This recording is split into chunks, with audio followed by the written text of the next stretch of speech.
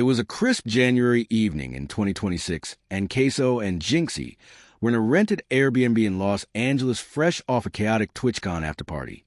Suddenly, a sketchy email popped up on CaseOh's laptop. It was from David Raphael 785, offering them a gig to run an observatory in the Oregon mountains scanning for alien signals. The pay's $15,000 a week.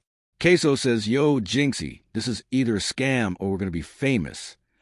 As they drove down the road to reach their new workplace, CaseOh makes the car tilt to the right every once in a while due to his weight.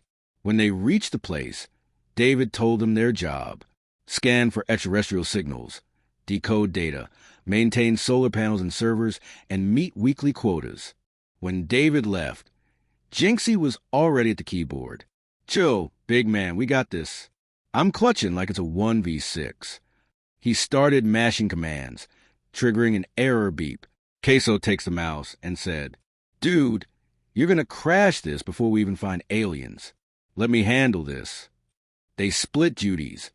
CaseOh used the signal analyzer and the radio antennas to search for extraterrestrials, whilst Jynxzi fixes servers and cleans the solar panels. The first night was good for two streamers who had no experience with working a job like this. Outside, checking panels, Jynxzi's flashlight caught a shadow. It was tall, but it darted away quickly.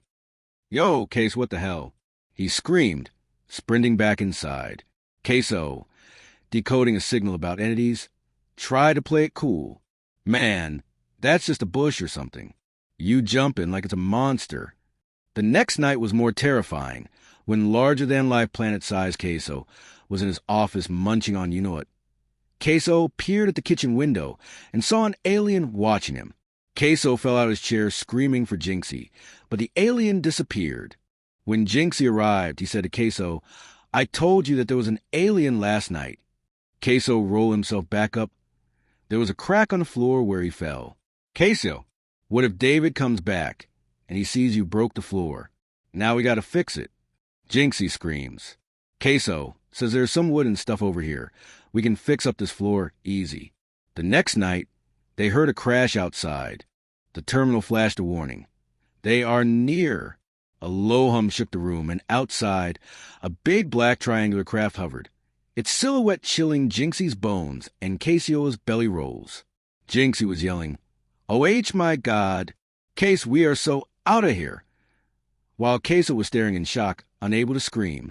When the sun began to rise, David finally returned. "Let's see if you met the quota." David said, "Only one alien signal? That's good enough. But next time I want you guys to work harder, so we can find more about these aliens." Jynxzi says, "Bro, I'm going back to our 6. I can't handle this. We were this close to getting abducted." CaseOh shares his experience with David, and David says, "Well, maybe this job isn't meant for the two of you. I suggest you go find another job." The two streamers bolted out and drove away with a story that no one will ever believe, and maybe, just maybe, end up with the government ringing their doorbell to ask some questions. Back at CaseOh's house during the night, CaseOh was streaming when his IRL setup glitched, his webcam flickered, and his LED lights dimmed.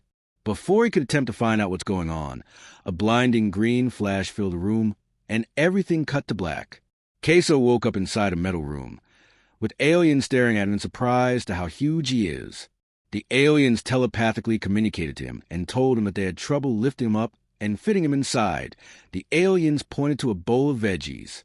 CaseOh freaked out. The aliens told him he needed a diet.